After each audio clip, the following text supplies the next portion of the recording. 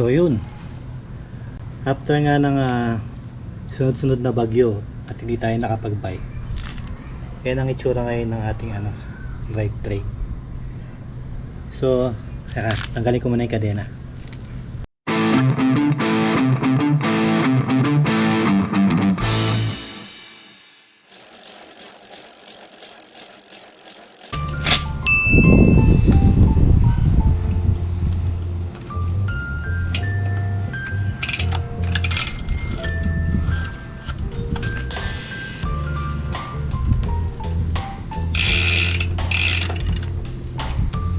Ayan, tuyo yung kadena. So bali, para malinisan natin yung kadena, ibababad na natin siya sa diesel, mga boss. Ayan.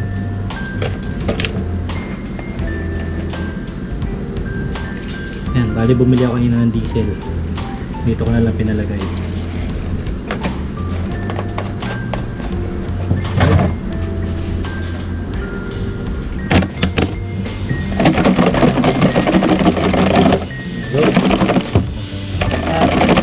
Babad muna. Puro naririnig pero medyo magkaspang na yung yung ikot niya sa loob. So kailangan na nating i-repack yung mga bearing. So yun hindi natin kalagin yung crank at saka yung bottom bracket. Tapos hindi din makalag ng mga pulley para may babad din sa diesel at malinisan. Okay?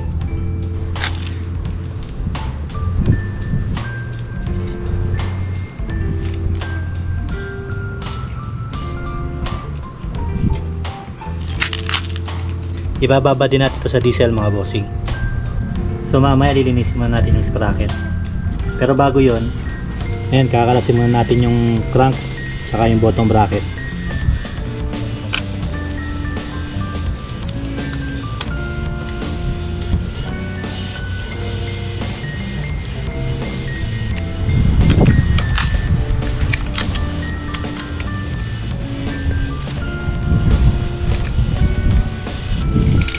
Huwag kakalimutan yung parang lock niya rin dito. Ito. Yeah.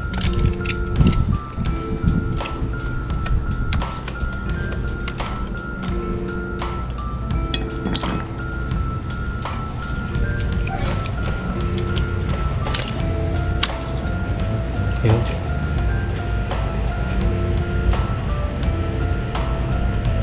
Dumi na.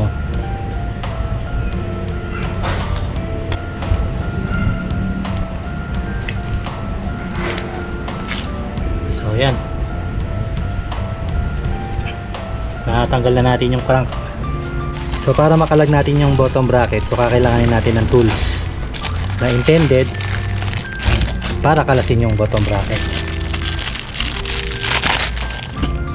So ito yun, na mabibili naman natin ito sa Shopee.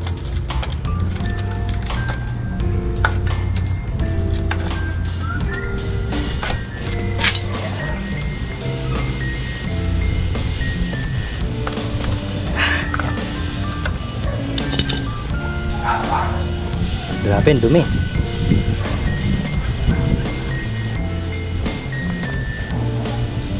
Ayan o. Okay.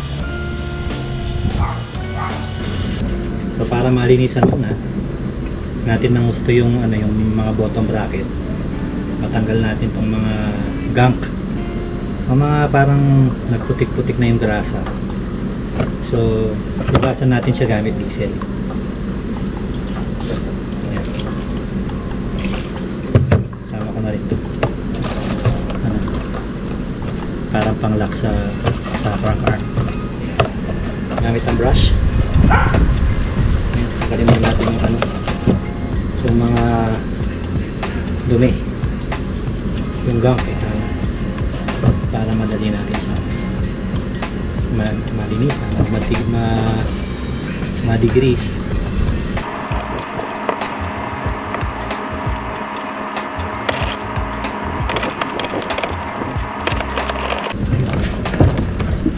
Tayong basahin.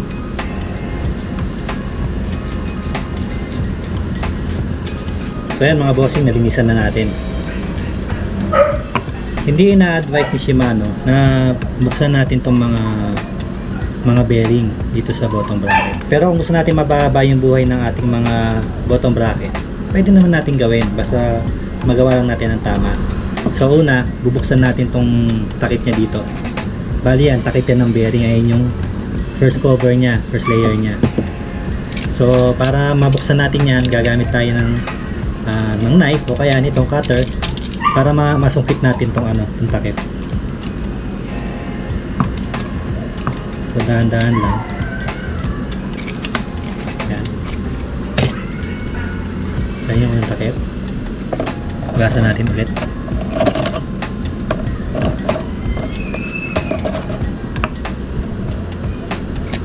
Ang dumi na ng grasa niya sa loob. So meron pa siyang pangalawang layer ng takip. So susungkitin din natin yan para ma-expose natin yung bearing. Ayan, bossing oh. Halos putik na yung nasa loob. Yan oh. So papalitan natin ngayon yung grasa niyan. Kaya do that, lilinisin natin ulit gamit ang diesel itong bearing.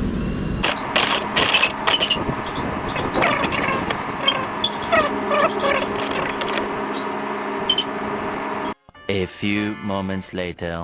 Pinabot na tayo ng gabi mga bossing. Kasi binabad ko pa itong mga bottom bracket para sure ball na malinis natin yung mga bearing. Talagyan natin sila ng grasa. So, yan.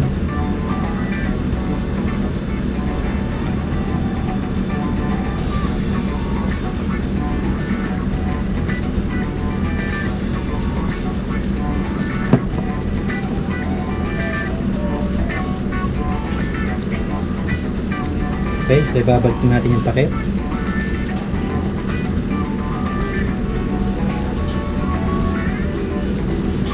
Yan, make sure lang natin na lapat na lapat. Pangalawang takip niya, yung outer cover niya. Yan. This one. Isa lang natin yung excess grease sa labas na hindi makalat.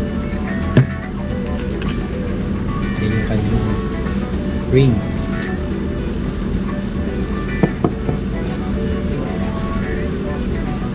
Next.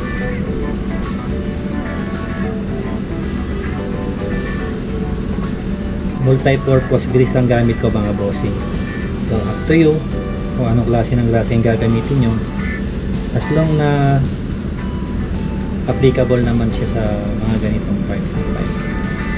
So kung meron kayong ma-advise na magandang grasa para sa mga bike, i-comment nyo lang yan sa baba mga bossing. So yun, good to go na yung mga bottom bracket natin mga bossing. So lilinisin ko pa yung bike tsaka yung mga ibang components bago natin install tong bottom bracket tsaka yung crank arm. Bali pati yung bearing ng pulley natin mga bossing, nilagyan ko na rin ng grasa. Yun, talagang ginabi na tayo mga bossing. So i-install na natin yung yung bottom bracket. Nalinisan ko na yung bike. So para malagyan natin yung bottom bracket, lagyan na natin yung grasa yung mga threads para smooth na umikot yung thread ng ng bottom bracket pag i-install na natin tong BB. Okay, dito din. Yan. Yung enough lang para malagyan natin yung buong thread.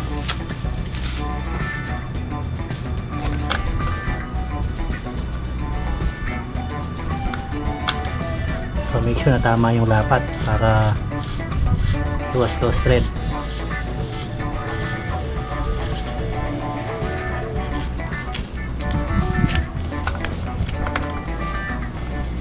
So ipitan natin.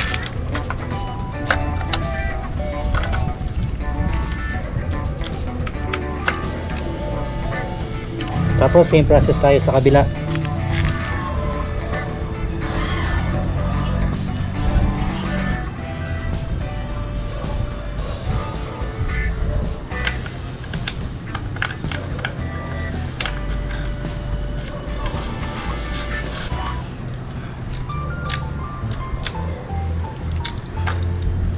Sa installation ng crank, so lalagyan natin ng grasa yung spindle para maganda rin yung ikot niya sa loob. Siyempre pati na rin yung thread niya sa loob, lalagyan na rin natin. So anything na may thread mga bossing, mas maganda ilalagyan natin siya ng grease para smooth lang din yung paglagay natin ng mga screws na kailangan i-thread dyan.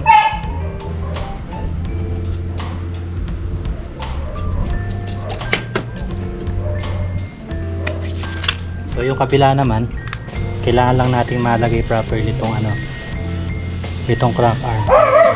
So meron naman yung indicator, ayan o. Makikita nyo bossing, meron siyang mataba, ayan yung matabang thread na yan. So dapat match nyo siya dun sa matabang thread din dito sa crank arm. Makikita niyo sa loob. Ayun. Para mailapat ng tama. So yan.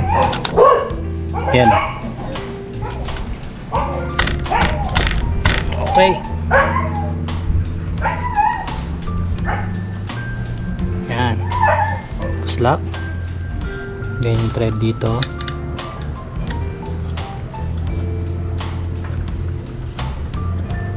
Ay, tornilyo. Yan. Ang ating higpitan. Dahil ilalagay pa natin itong para dito sa gitna. Yan. Oh, don't forget. Lagyan din natin siya ng grease. Yan.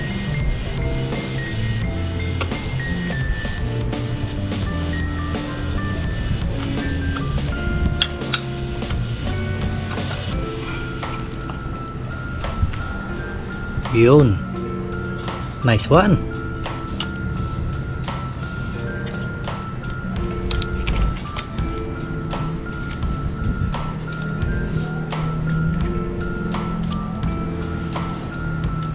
The next day.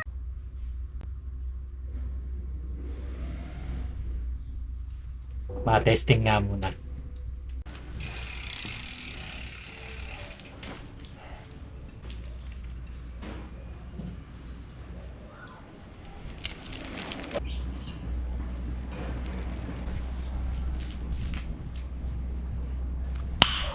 Nice. At dito na nagtatapos ang ating video for today mga bossing. Sana ay naging kapakik-pakinabang at nakatulong ang aking video. Kaya hanggang sa muli, ako po ang inyong biking nomad, Jack Manuel, palaging nagsasabi ng live to ride, ride to live. Kita kits, bye bye!